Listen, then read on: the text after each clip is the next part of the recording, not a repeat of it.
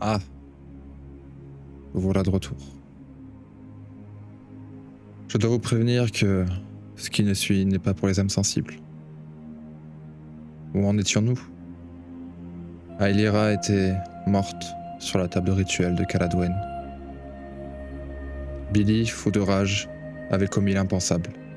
Torture, enlèvement, sacrifice.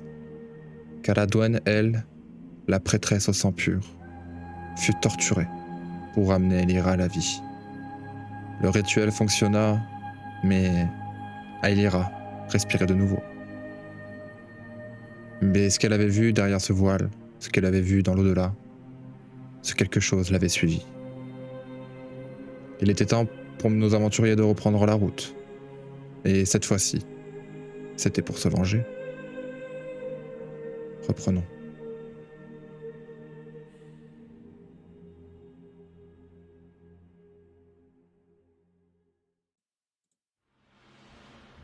Le lendemain, nos 4 héros retournèrent à Goblinville.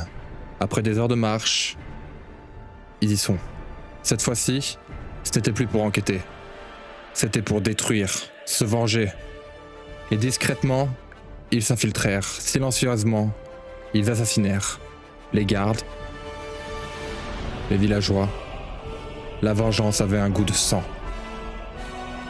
Ils atteignirent la salle du trône. La reine les attendait, massive et hideuse sur son siège d'os.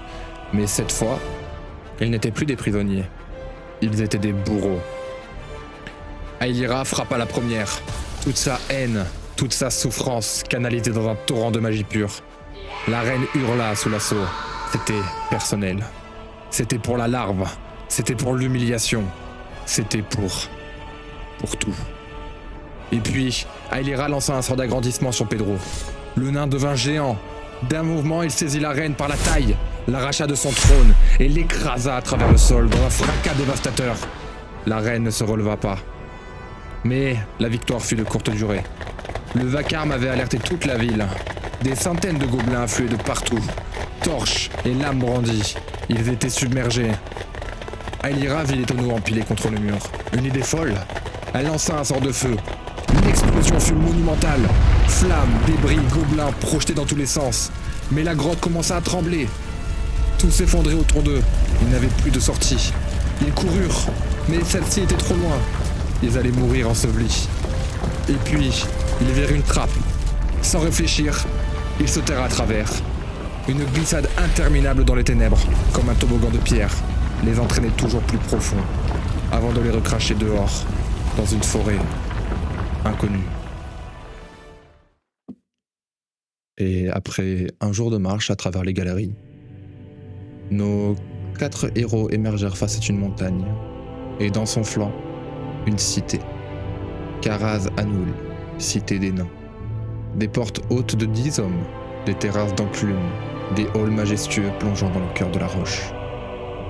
Grâce à Pedro, nain, ils purent rentrer, et ils allèrent directement voir le roi, un nain avide, assis sur un trône d'or, furieux contre ces mineurs qui refusaient de descendre dans les profondeurs. Selon eux, quelque chose avait été réveillé sous la montagne. Le roi, lui, n'y croyait pas, mais il vit en nos héros une opportunité. Le marché fut simple, descendre dans les mines, éliminer cette créature, et en échange, ils auraient des informations pour poursuivre leur route. Et en gage de bonne foi, le roi leur offrit des armures de mithril, légères comme une plume, solides comme le diamant. Ils acceptèrent. Mais avant de partir, ils décidèrent de se reposer. Cette nuit-là, ils dormirent dans la cité des nains. Mais pour Ailira, le repos ne fut pas paisible.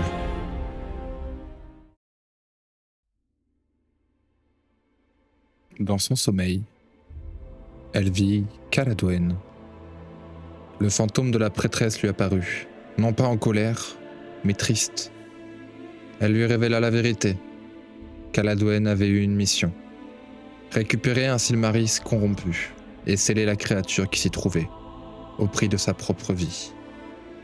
Mais maintenant que Caladwen vivait à travers Ailira, c'était à elle d'accomplir ce sacrifice.